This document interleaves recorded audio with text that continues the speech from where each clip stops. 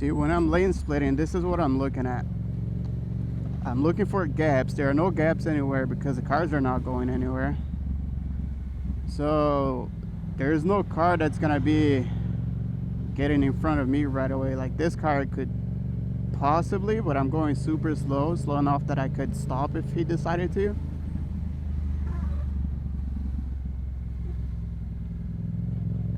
But it's not like any of the lanes are moving, so they're not gonna be switching lanes that often.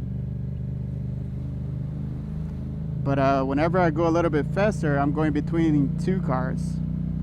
I'm not going fast on a gap. Like there's a gap here on the right side, so I'll be a little bit careful because of this guy is here on the left. They decide to move over.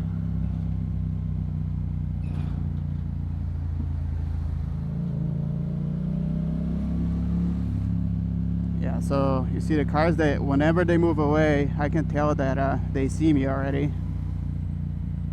And a lot of people in California do this. So yeah, I get the hate on lane splitting because it's illegal in other states because supposedly more dangerous. But if drivers are aware of it, they'll usually keep an eye. Yeah, see like the car on the left, most people, they open up, they make space. So it's illegal in other states, probably more dangerous because people know it's illegal, so they're not going to be looking out for motorcycles that are lane splitting. But in California, since it's legal, most people know that there might be a motorcycle driving by. So